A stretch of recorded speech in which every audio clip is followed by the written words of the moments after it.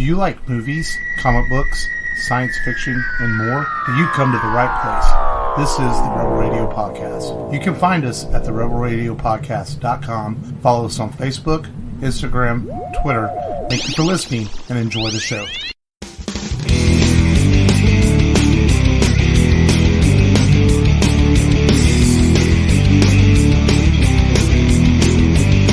Welcome to a new episode of the Rebel Radio Podcast.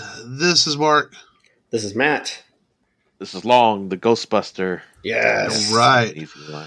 Yeah, it is. Holidays are in full swing as we're a few days away from the United States Thanksgiving. I'm starting to feel it already. It's like we all work in the grocery industry, and it's like, man, you get to this Friday. Just not even the holiday yet. You're already just kind of like, fuck this shit, man, you know? And, but we do it every year, and somehow we still get to the holiday. We find a way to. An abusive relationship. Yes. We get to the holiday. We still find a way to enjoy it the best we can. But it is trials and tribulations getting there when you work in the business that we do. And, you try to hype yourself up saying, oh, it's not going to be that bad. But then every year it's fucking bad. You're just like, God, this sucks.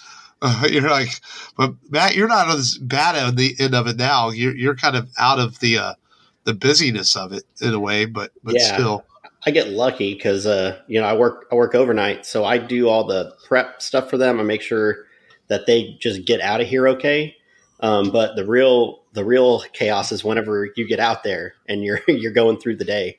Yeah, on the wholesale side and on the retail side. But the good news is, man, it is November 19th, and I am probably 80% done shopping. I've been on top of that shit this year. I'm just like, I don't know what hit me, man. When I was on vacation a couple weeks ago, I got a lot of it knocked out, done some stuff online, and I'm almost there, and I feel pretty good about that. So yeah, so that's a plus. That's a plus. I've got one kiddo left. So I got the little one because I'm just like, what do I get? The other ones, they tell me all the time what they want. He's doesn't talk a whole lot, so it's hard. Like, I got him a couple things, and I'm like, you know what? I'll pass that job on to my wife. She's like, I know what he wants. Yeah. But so it's pretty good. I've got some stuff waiting to come in the mail and a few other things to get, but it's getting there. And porn. Well, dude, you don't have to buy porn anymore, man. You just turn it. It's on your phone now. I mean, what if it's a collectible? Like special edition. Yeah, flashlight. No, yeah. I do not own one of those. But I'm not going to lie if I never said I thought about it at least once. Oh, yeah. But then I look at the prices. I'm like, nah, it's too expensive. You're like, I'm not paying that for Riley Reid's anus. How long it's been used. I mean, don't they? I mean, honestly, I'd make a joke, but don't they? Gross. Don't they run average of about $100? I don't know. Maybe. See, I was trying to get you off guard there. I think they are kind of. I think they are between like $70 and $100. They are kind of expensive. Probably, for what they have to go through it. But like a machine they put down there. But it's more action you probably get than if you go to the strip club and spend $80. You just get teased. Fair, so yeah. I mean. That's one way to look at it, and then they ship it. They ship it in discreet packaging. Yep. Long's awfully quiet over there. Long's like, I have one, motherfuckers. I'm not telling you how much it was. No comment. No comment. Perfect. Yes. But yeah, it's what the hell were we talking about? How do we even get on that? I don't know. Oh, Long. Because Long said Long brought a porn. Yeah, he did. He tried. I didn't change. I didn't bring it off the rails. Deny. That's okay. That's okay. That's this movie we're doing today is a little off the rails in parts. Yeah, but there's a lot of reasons for that. We'll talk about it. But I guess let's get it out. Just download this, man, where we tell me what we streamed and watched. And I actually did watch a couple of things this week. Not a lot, but a couple of things. I guess I'll start. And the first thing I watched, I sat down and watched the Netflix movie with Gal Gadot and The Rock and what's his name? Ryan Reynolds. Red Notice, where they're Ryan Reynolds is an international thief, and The Rock tries to catch him, and Gal Gadot's like another thief, and it's nothing great, but it's highly entertaining, honestly, for the most part. Ryan Reynolds is Ryan Reynolds, which I find kind of annoying at times, but he legit has some pretty funny lines in this movie. The Rock is The Rock. I mean, it's one of those movies where they play the people they are, but somehow it comes in together into a nice, entertaining little film, and if you're bored for a couple hours, it's fun watch. There's a great scene towards the end of the film where Gal Gadot's in a bikini, so that's kind of worth it just for that, and it's not a bad film. The CGI is a little rough in it, but apparently it's Netflix's most expensive movie they've made. And really? I'm watching it, and I'm like, where did they spend money on this? Because it looks kind of cheap in parts, But maybe it's the salary of The Rock and Ryan Reynolds. Maybe that's what cost them a lot. Maybe so. I mean, you got Black Adam, Deadpool, and Wonder Woman in a movie. I don't really know why I watched it. I just was like, I started watching it before, I watched the whole thing. I'm like, I must have just been bored that night. Because, I don't know. Because I like legit want to watch Jungle Cruise on Disney Plus. I kind of want to see. But somehow I ended up watching the other movie with The Rock that came out on streaming this past week. So, whatever. So if you're bored for a couple hours, it's an entertaining little yarn. And, of course, today I was super excited. I got home and I watched the first episode of Cowboy Bebop. And it is rad. That's all I'll say.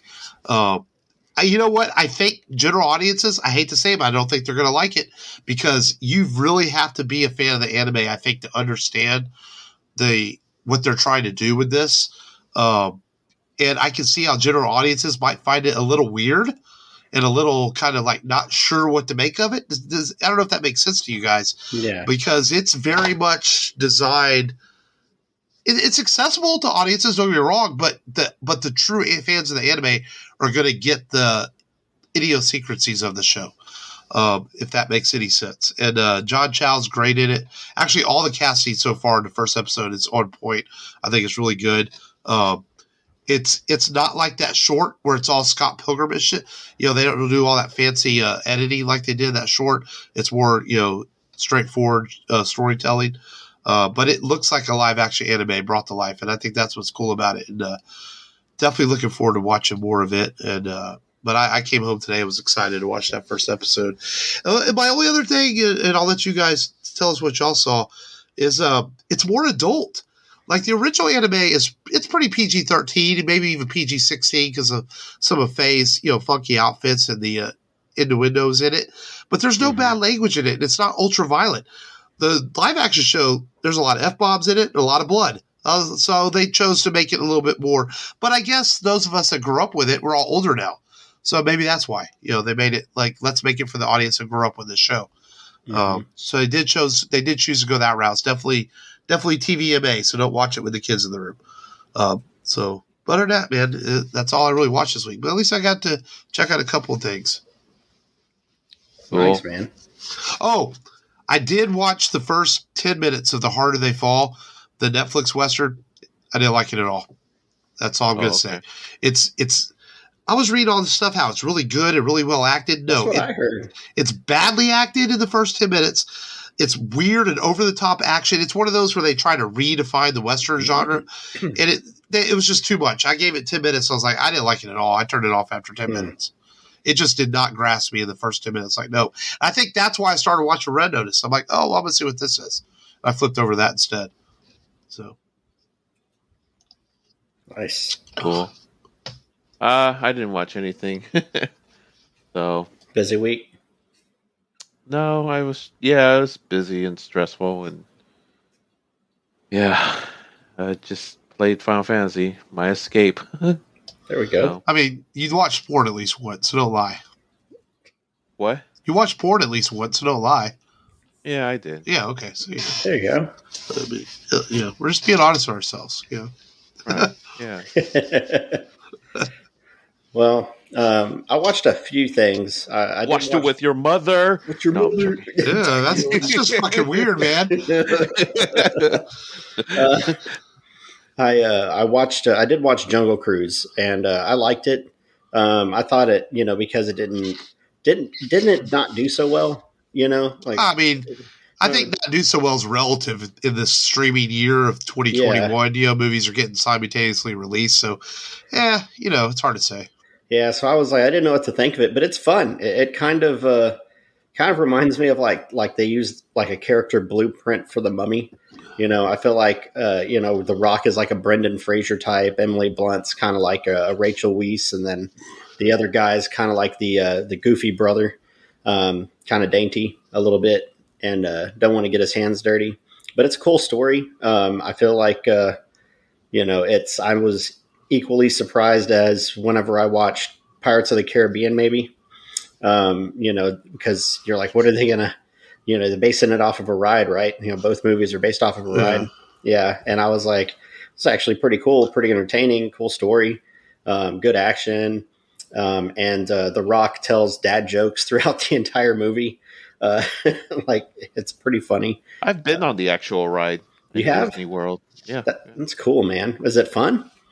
It's just a slow, boat ride on rails, and you just see animatronic safari animals. But that was like back in the early 90s, so they probably changed it since then. Oh yeah. Probably gotten some upgrades.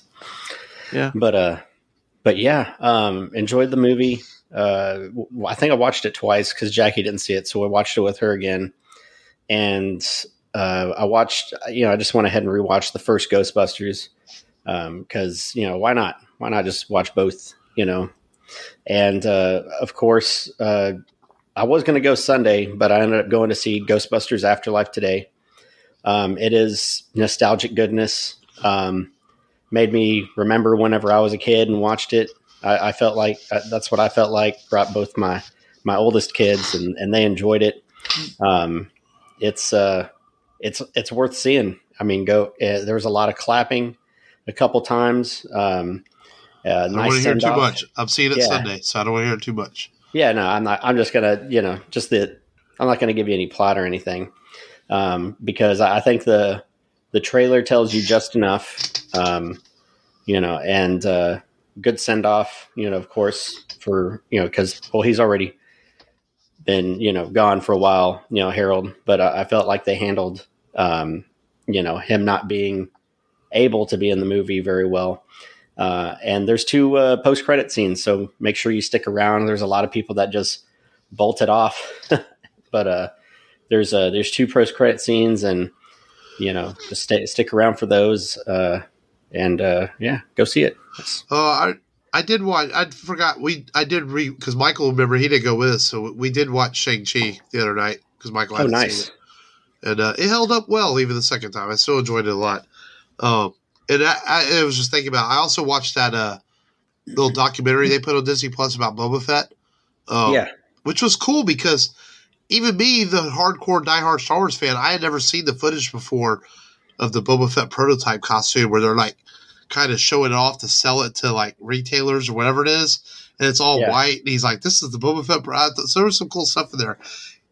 Even I, as a Star Wars fan, had not seen before. So it's only like 30 minutes, so it's pretty cool to watch, and talks about the legacy of Boba Fett and why he's so popular. So, and that's on Disney Plus right now, so I watched that too. But yeah, so cool, good stuff. Cool, man. I will have my Ghostbusters report next week. There we go. After I see the movie, so. And, you can see, Bond, No Time to Die is on Vudu already. It's a $20 rental, but I mean, heck, if you go to the movies, you're going to spend that. I almost. But we saw it. You saw it. Yeah. Well, Jackie wanted to see it. I kind of told she doesn't mind spoilers too much, at least not for Bond. And I kind of told her the ending, and I was like, I felt like it was just a whole different concept to Bond. Towards the end, a little bit more development in him, as a character. I was just shocked. I was on Vudu the other day. I'm like, wait, this is available for rent already? I was like, that's kind of strange. But again, as we just mentioned earlier, that's just kind of the year we live in. It's just I think the box office is coming back. I think next year, we'll start to see kind of a return as I think a certain movie we're going to talk about, a trailer here in a little bit, I think is going to really start to help bring things back around, and I think we'll get there eventually where we won't have these simultaneous releases. I think the next big one is the Matrix, which at the end of the month will be the next big simultaneous release. So we'll see. But let's get today's featured film then, which is, of course, because of Ghostbusters Afterlife being in theaters this weekend, we were like, let's talk some Ghostbusters nostalgia ourselves, and we did the first film a couple years ago, and so we're like, let's talk the sequel that was not as well received by people, but not necessarily a failure either. As Ghostbusters 2 came out in 1989, 5 years after the original. And Matt, you want to give a summary of this one? Or logging, or what do you got? Yeah, sure. So this follows the events of the Battle of Top building in Gozer, and Ghostbusters 3 years later. 3 years later. And the Ghostbusters are not, able to practice paranormal stuff anymore because they got stiffed by the mayor. So they're doing birthday parties. Ray has a bookstore. Venkman has a talk show. So they're kind of spread out, and they get brought back together because of the slime that they find underneath the city that is feeding negative energy from New Yorkers. Go figure. There's a lot of that. And it's accumulating, powering this, Vigo, who is trapped in this painting and needs to be reborn. And he chooses Dana's son, Oscar, and it's up to the Ghostbusters to come back. There's a cool comeback moment mid-film in the courtroom. Great stuff. And then, boom, they're back. They're giving out tumblers and balloons for the kids. And we get some Run DMX Ghostbusters theme and Bobby Brown on our own. Some cool new tunes. And, man, they bring the Statue of fucking Liberty to break open the museum and try to take down Vigo. And, it's an interesting, villain. I feel like it's kind of like if Stephen King ran out of spooky things to come up with, and he's like, it's a painting, it's an evil painting. Yeah. It's, instead of like a werewolf or a dog, or the Langoliers, it's like, that's the painting. It's alive. Vigo. Yeah, Vigo. He's like, going to steal your pizza. I know, but I thought parts of this movie were fun, and there's definitely some fun parts. There's some opportunities. It was obviously successful, but not with a few bumps in the road. Going through it made 137 million domestically, so it was a success. But why did it take 5 years to come to the screen? That's the part that's the interesting story about this is, and don't let these stars, Dan Aykroyd and Bill Murray, these guys, fool you. Those guys tend to be a bit egotistical. And a lot of the reason this movie kept getting delayed is because of them. Studio wanted a sequel. Money, right? But Aykroyd, money was part of it. But Aykroyd wanted to go bigger, obviously, and they wanted a bigger sequel. But the studio didn't want to spend that much money. I think this movie ended up costing $37 million to make or something. The studio also wanted more special effects, so they wanted the actors to have a little less screen time and take a pay cut. So there was a lot of fighting back and forth between Aykroyd and Bill Murray and them getting this made. The script was on the table within a year after Ghostbusters being made, but they had to tone down the script, make it a little bit cheaper, a little more affordable. But that being said, for a $37 million movie, the movie actually looks pretty good, special effects wise. But I also think, though, that watching this, doesn't this feel like kind of an end of an era type movie? Like you could tell, like it's 1989, right? And this movie looks pretty good, but also looks kind of rough. Then all of a sudden you jump to 1990 and 91, and you have Terminator 2 and Jurassic Park and all these massive special effects movies. But here's Ghostbusters 2 that's just a couple years behind it. And so when you put it in that perspective, you're like, wow, this looks kind of rough considering you have movies that look way better just a couple years later. So that's true. Yeah. That's a good point. I didn't think about that. But this movie also, suffered from the popularity of the Ghostbusters cartoon. The cartoon was so popular, the toys were selling like crazy, that the studio was like, we need more of that. That's why what's her name's hair looks like she does in the cartoon. That's why the ghosts are more cartoony. They needed stuff to sell more toys. That's why they made the slime and all this other stuff. They wanted to be more of a silly plot, like the cartoon was, and that's why you have this slime where like Long made fun of them going, "Yo," and the anger of that. So they scaled this down to make it more family friendly. There's a lot less adult jokes in this than the first one. There's still a few, but a lot less, and a lot of that was because of the cartoon. Yeah, man. The cartoon was great, man. Yeah, no, it is. Yeah. Well, like Slimer living with them Amazon is because of the cartoon. Yeah. Yeah. He was. J. Michael Straczynski wrote a lot of the episodes. Yeah. From Babylon 5. Yeah. Mm-hmm. He cut his writing chops on there in that show. So, very well animated too. For me personally, man, this was one of my most anticipated sequels when I was a kid growing up, and I was disappointed that they didn't show enough proton pack action and more of the slime stuff. It's like, oh man, that's kind of weird. Yeah, not a big fan of the slime projectile stuff. Right. And the friggin' the proton streams just kind of sloshing around in the slime, and you're like, oh, I liked it better when there was like 4 streams, and they had to cross the streams. Why not bring that back again? That was cool. They're like, we're gonna fucking die, but let's do it. I think we can all agree that the best scene in the entire movie is the courtroom scene. Oh hell yeah. Yeah.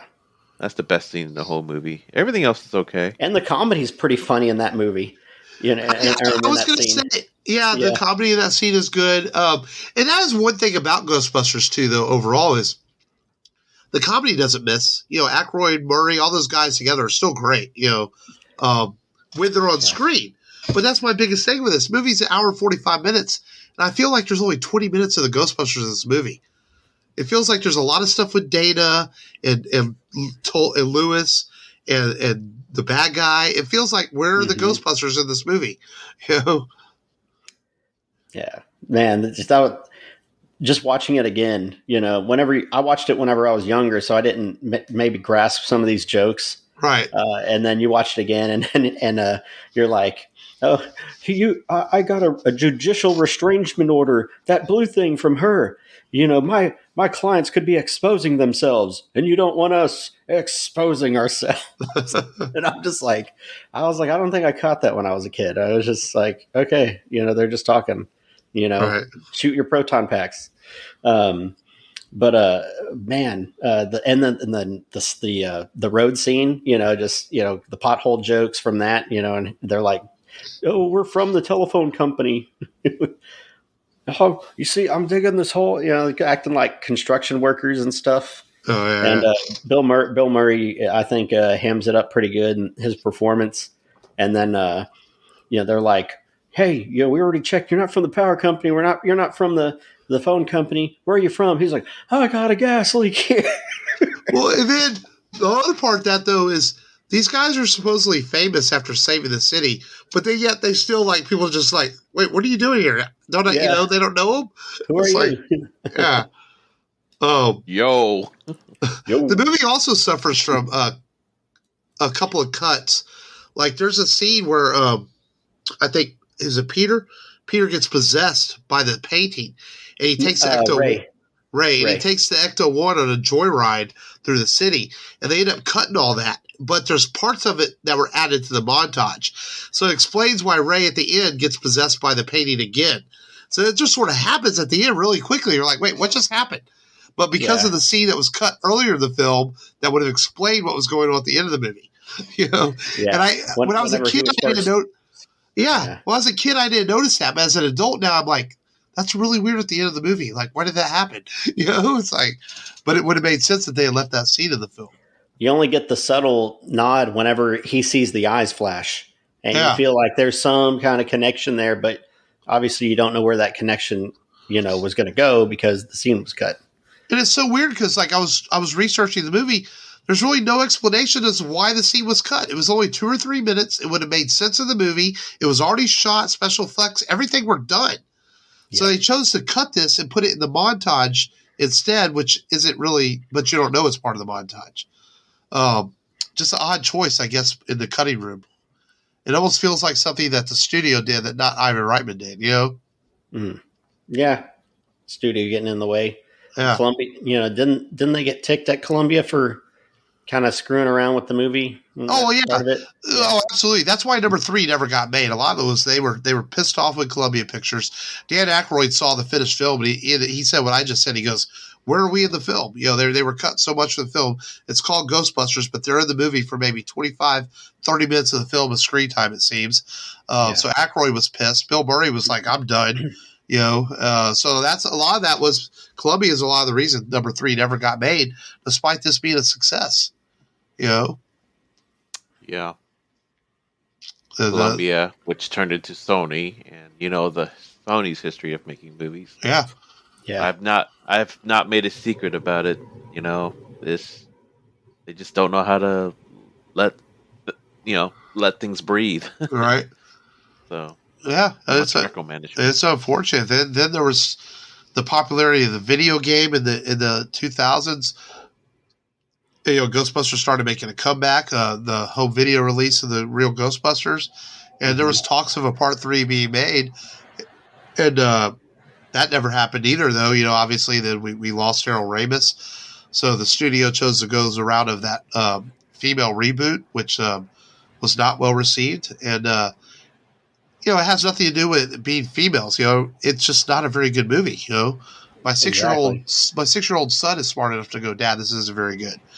And now luckily we had Ivan's son Jason come up with the idea to reboot the franchise with the film that hits theaters this weekend. But Ghostbusters it's a really cool idea for a franchise, and sometimes this is one of those franchises you look back on and think, man, it could have been so much more. You could have had a saga of 4 or 5 films telling a really cool story if Columbia had not screwed it up with them getting involved with part 2. And now maybe a new generation will get that. Maybe we'll get a couple of films if this new one is successful, because Jason Reitman says he's got ideas for another one. So we'll see. I say it's got to happen. I mean, it's like you said, it's a franchise where the limits, the possibilities are endless. Yeah. And I know. I mean, the cartoon itself showed the potential. Yeah. And a couple of years ago we did part 1. I've always liked the film, but I wasn't really like a huge fan. But I think since we've done part 1 and I've watched more of the real Ghostbusters with the kids and now watching part 2, I think I'm a bigger fan now than I was even a couple of years ago. It's grown on me more, and I'm looking forward to seeing the new one, and I hope that this franchise can continue with more films and stuff, and because it is a cool concept, and Dan Aykroyd was right to bring this to the big screen and really push for it, because he had to really fight to get the first one made. As popular as he was for Saturday Night Live, the studios were like, "What, Ghost? This seems stupid," but he finally convinced the studio to get it made, and the studio was very glad that he did, since it was a huge success for him. Yeah. Call it fate. Call it karma. I believe everything happens for a reason. And it did. Because Ghostbusters rules. Mic drop. Boom. Hey, this franchise might only have 3 films now, because I'm not going to count the female film. But I enjoy Ghostbusters. This might hurt some 80s fans' feelings, but I enjoy Ghostbusters more than I do Back to the Future. That's just me. And this film had to go up against Back to the Future too. Yeah. Part 2. Ooh la la. Well, yeah, but more Batman. Batman came out the week after this. Yeah, and it was obviously stagnating. Yeah. And Batman was obviously a huge success. So they had to move their release date back because they didn't want no part of Batman. Yeah. Yeah, because then Back to the Future, I think, came out 2 or 3 weeks later. It came out after Batman, if I remember right. Or was Back to the Future before it? Back to the Future, I think might have already came out. I think it might have been Memorial Day weekend that year. Yeah, they were all summer movies. Yeah. This movie was early June or mid June, right? And then because Batman was in late June. Yeah. So, but overall, though, man, I think Ghostbusters 2 rewatching this week. It's not great, but it's not as bad as people sometimes may think it is. Yeah. You know, I think it's entertaining. Decent special. I really like the special effects for I think where the Titanic is there and all the ghosts are coming out. I think that's kind of cool.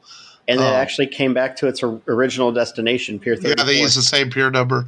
Mm-hmm. But I still can't give this higher than maybe a B-. I don't think it's a great movie, but I think it's a fun movie.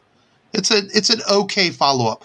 But I think it's also a product of its time. Now, when we get a sequel, it's bigger, it's better. We all know this. But back then in 1989, other than The Empire Strikes Back and the Indiana Jones films and Aliens, most sequels were still subpar to their originals. And this is one of those. Yeah. It just suffered that fate. Yeah. I'd give it a B. Yeah. I'd probably give it a B-. As a kid, I gave it an A. All right. Hell yeah, man. As a kid, definitely, man. But I want to make another comment about the real Ghostbusters cartoon. Yeah. They had a really cool villain, Sam Hain, the Pumpkinhead. Oh, yeah. The Spirit of Halloween. Mm-hmm. And that would have been a really cool villain to translate to movies. Yeah. No, I agree. Yeah, they could have done some cool stuff. Pulled a lot of stuff. Yeah. But I give it a B-. Yeah, they definitely could have gone further with the franchise back then, but we got the 2 films, and now we're getting the legacy sequels. So, it's all good. So it got me thinking this week with the top 5, and I know I kind of threw that at y'all without asking y'all, but I figured y'all would go with it. I thought it was a good idea. We've done this before with our top 5s. Instead of doing a top 5, we kind of do a recast. But this one we're doing a little bit different. This isn't a fantasy recast where you can cast any actor from any time. I thought we would, if they were to completely remake Ghostbusters today, who would they pick for the 4 Ghostbusters and for Dana? And we chose 2000 and up. So, yeah, it still leaves a lot of actors that you can choose from. And I guess I'll start. I have one honorable mention. If I was to cast Louis Tully in this movie, I would cast Russell Brand. I don't know why. I think he would be that goofy 5th Ghostbuster. That's just my honorable mention. But I'm going to start with Dana. And you need a female actress that's like Sigourney Weaver, pretty but kind of strong to go up against Peter's constant coming ons to her. And I thought Emily Blunt would be really good in that role.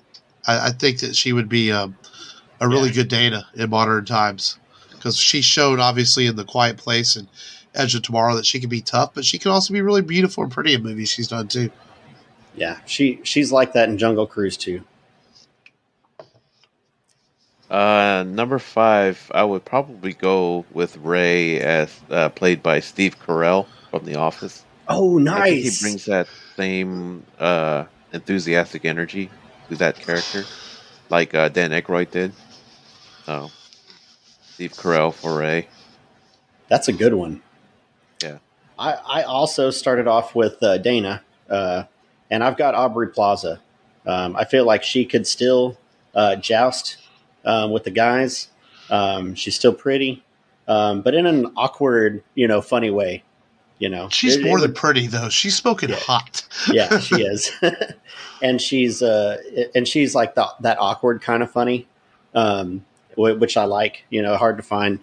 Yeah, man, Aubrey Plaza.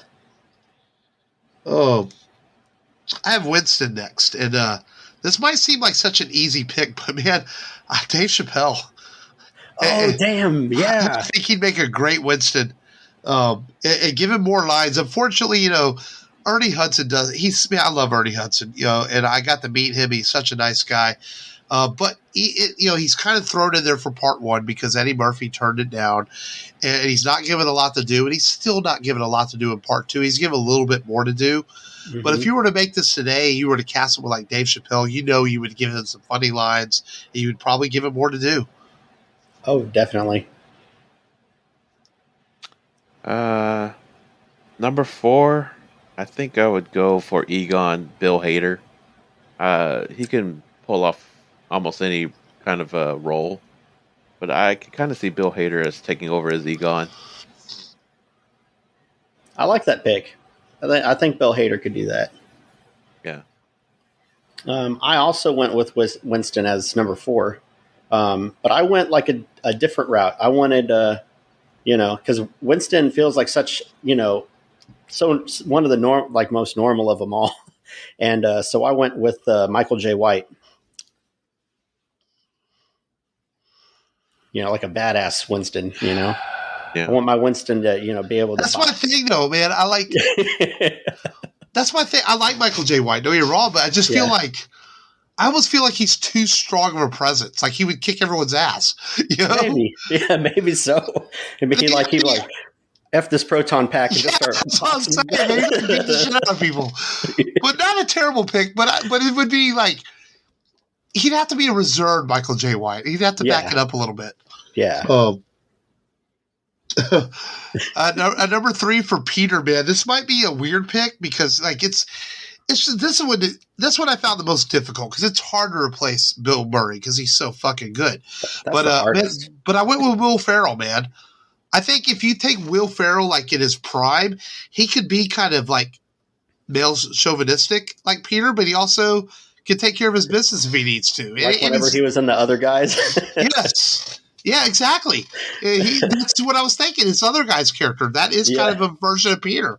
And I'm not talking like goofy old school Will Ferrell. I'm talking that Will Ferrell that like in the other guys where he can kind of play both parts. So I think Will Ferrell, man, I don't know why. I think he'd be good as Peter. Yeah. I've also got Will Ferrell as well. But I have him as Ray Stantz. And I think Long's pick is better, but I think Will Ferrell could do it, but man, I think now that I would want a do-over and just do Steve Carell as Ray. That's such a good pick, but Will Ferrell could do it. But yeah, Will Ferrell as Ray Stantz.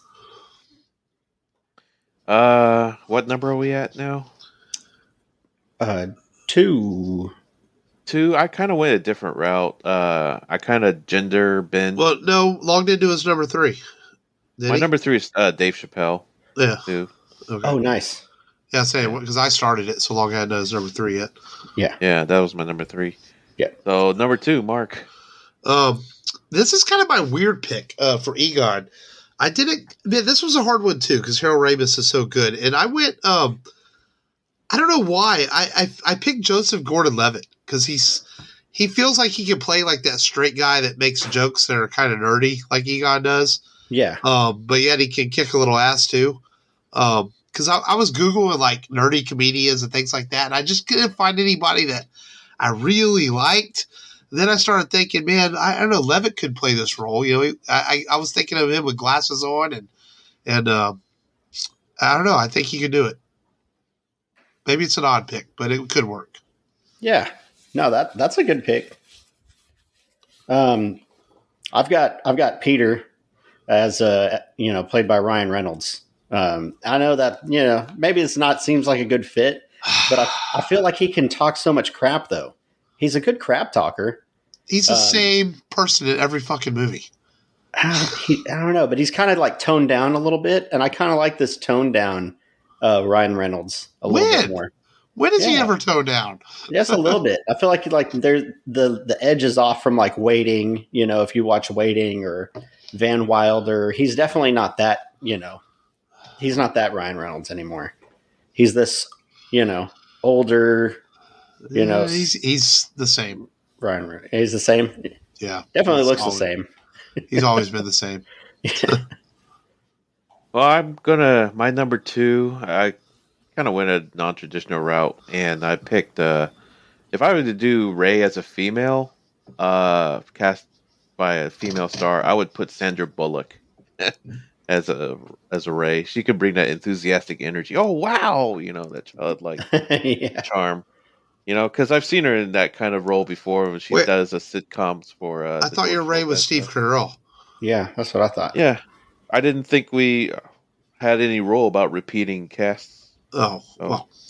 That's okay. Oh, okay. Well, I guess I can't think of a Bill Murray. I mean, that's fair. I mean, it's hard. It's hard. You know, you just kind of Robert De Niro. How's that? De Niro.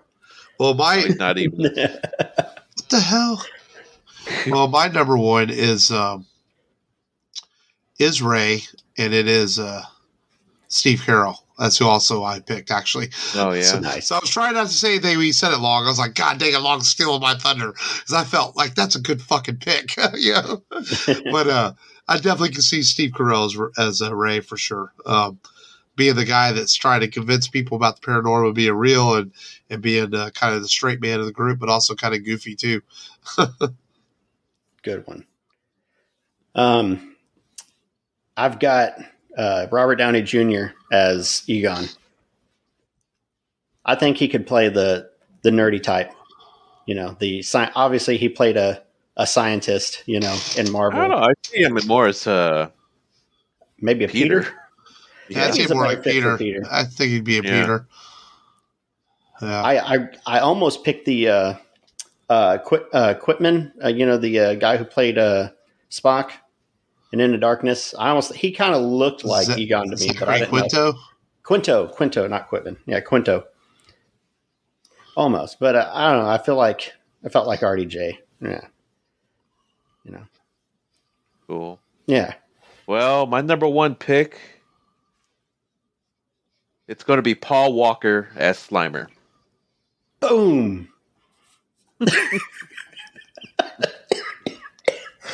What perfect person to play a ghost than Paul Walker? Damn. He's from the 2000s, so there you go. Damn. Okay, let's move to some news. All right, then. Nice. Good top 5, guys. So this came out right before when I was doing news earlier. They, I didn't write the actress's name down, but they cast Sabine in the live action Ahsoka series, which there have been rumors a while back that there was going to be a live action Sabine coming, and the actress's name is Natasha Liu Bardizio. So the rumors are true. We're going to, a lot of people have said that Ahsoka might be a pseudo sequel to Star Wars Rebels, and it looks like they might be headed that direction in some ways. So we're going to get a live action Sabine. That's pretty cool, I think, because Sabine was always a cool character in Rebels. Oh yeah.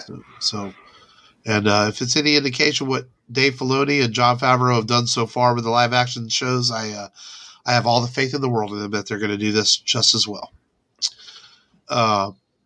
Sylvester Stallone, it's confirmed he's coming back for Guardians of the Galaxy 3. And I guess since he's filming, he must have a little bit bigger role this time. Because weren't their characters supposed to be like the original Guardians of the Galaxies? Yep. Yeah. So, and then Miley Cyrus was a part of them. I wonder if she's going to be.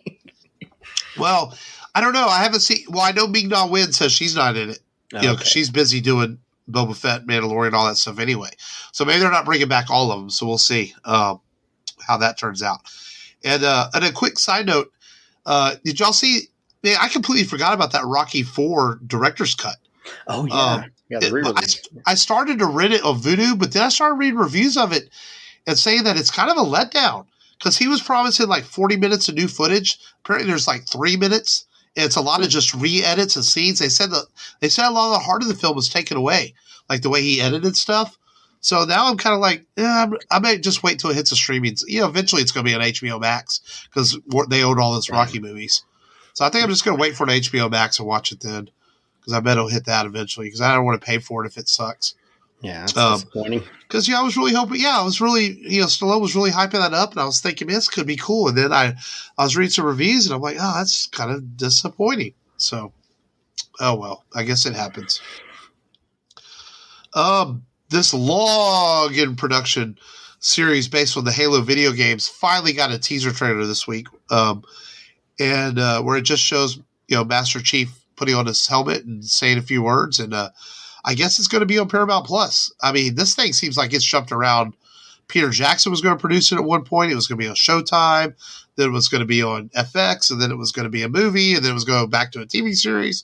and now it's on Paramount Plus. So, I mean, doesn't it feel like we've been talking about Halo TV series or movie for about 10 years now? Yeah. So it has its fans though. So I'm sure it'll find an audience when it hits. So we'll see. But the big, more important trailer that came out Tuesday night this week, as people were waiting for, was the new trailer for Spider-Man No Way Home. And this hit, and man, it's a good trailer. It really is a really good trailer that shows you just enough, but doesn't really spoil anything. I mean, it doesn't spoil anything we didn't already know, I'm actually pretty fucking excited for this movie. Yeah. I'm certainly more looking forward to it than I did from Far From Home. Yeah. To me, out of the Tom Holland movies, I still like Homecoming the most. And Far From Home it just didn't gel with me. I just didn't like it as much as Homecoming. Yeah. I can't wait to see what they're packing in here. I think, I think I shared y'all a trailer that supposedly came out of Alberta, but I don't, you never know what's fake and what's real. And we'll see, man. See what happens. Definitely can't wait to find out. I mean, everyone knows the rumors that Garfield and Maguire might be in it and all that. And, it's possible. And if they aren't it, the audience is going to go wild. It would be a big surprise. I know I always joked about we don't need them in there. But as a fanboy, obviously it'd be cool to see him in there. I just hope they CGI the heck out of Tobey Maguire so he doesn't look so rough. He does look rough, man. Andrew Garfield looks about the same. He's a little bit older, but mostly the same. But Maguire looks kind of rough. Then my other thought was, what if they threw us a complete left field ball, and it's Venom and another Marvel character helping at the end of the movie?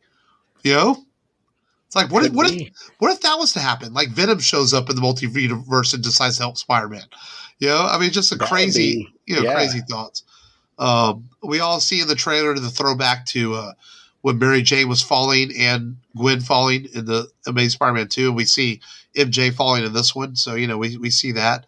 But what's coolest of all for me is, I've always been a fan of Willem Dafoe's Green Goblin as Norman Osborn, so I think that's pretty cool to see him coming back. Oh, his voice, man. I think the tone for creepiness, Alfred Molina's great, but, man, I've always liked Dafoe's Green Goblin, so I think that's kind of cool they brought him back. So it should be fun, man. December 17th, it hits theaters. So definitely going to see that one, man. The boys are excited for it too. So it's going to be cool, man. I hope it turns out as good as we're hoping it to be. So, have y'all two watched The Eternals yet? Not yet. No, I was supposed to go see it, and then I just never did. I was reading something that based on current projections of Disney, how fast their movies are hitting Disney Plus, it's going to be on Disney Plus between January 10th and 20th.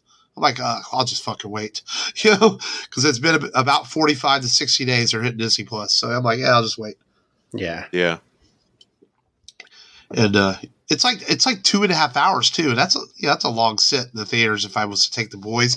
Plus, I've heard this one's not as kid friendly as some of the other ones. Like kids might be bored with it, so it's more of a talking Marvel movie. So it's like I'll just wait. Spider-Man, I'm going to see in the fucking theater for sure. Absolutely. I might even try to go see them, even though I have HBO Max. Kind of tempted to see Matrix in theaters just because I think it'd be cool in theaters. Yeah, and that brings us to next week's movie. We are going to get you ready for the Matrix Resurrections. By the next couple of weeks, we're going to talk the sequels. We already did the original Matrix a couple of years ago. So we're going to kick things off next week with a two episode run to finish off the original trilogy. We're going to start it with The Matrix Reloaded.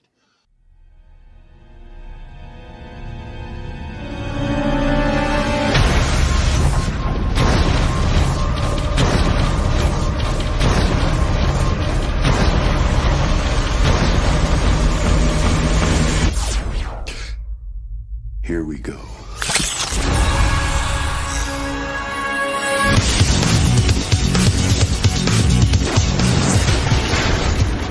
How you of those? It's him. Do we proceed? Yes. He is still only human. All of our lives, we have fought this war. Tonight, I believe we can end it. That's a nice trick. Upgrades. Mr. Anderson. Surprised to see me? So now he's found a way to copy himself. Now there's more than one of them. A lot more.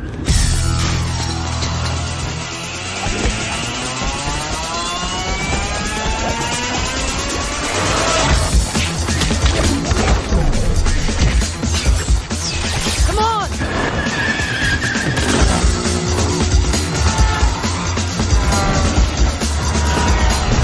The machines are digging. They're boring from the surface straight down to Zion. There is only one way to save our city. Neo.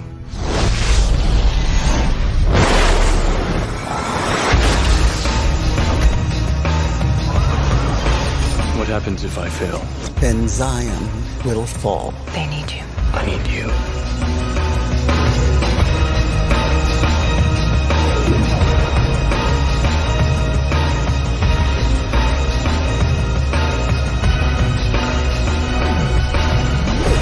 What if the prophecy is true? What if tomorrow the war could be over? Isn't that worth fighting for? Isn't that worth dying for?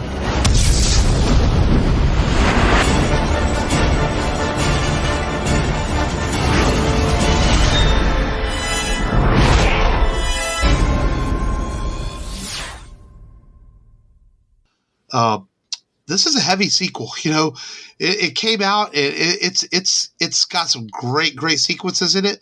But there's also some really deep exposition in this movie that takes a bit to pick up on everything that's going on. But I haven't watched this one in a while, like a long while. I've seen the original several times, but it's been a while since I've seen The Matrix Reloaded. I remember the really great rooftop scene in it and some other things. So it's I'm kind of looking forward to it. Kind of looking forward to revisiting The Matrix Reloaded, and obviously we're going to cover The Matrix Revolutions the week after that to finish off the trilogy to get you guys ready for The Matrix Resurrections. So that's a lot of R's: Reloaded, Revolutions, and Resurrections. Yes. So it should be fun, man, to revisit those films and go back. We did a lot of Keanu Reeves, man. We did John Wick, we did Dracula, we did Speed. Now we're doing the 2 Matrix films. Keanu getting some love on the Rebel Radio podcast. Yep. So maybe we should have done Knock Knock for Halloween. Maybe we shouldn't have, but that's okay. Yeah, it's a horrible movie. But so that'll be next week's show, man. Yeah. But until then, have if you celebrate Thanksgiving in America, have a great holiday and continue to stay safe. And we are thankful for all of you guys who listen to the show and support us. We do appreciate it because if we didn't have any listeners, then we would not just talk to each other for an hour every week because that would be weird. or not. I don't know. But the RebelRadioPodcast.com is where you can find everything you need. And this has been Mark. This has been Matt. This is Long, the Ghostbuster. Until next week, remember, as always, just go there and do it.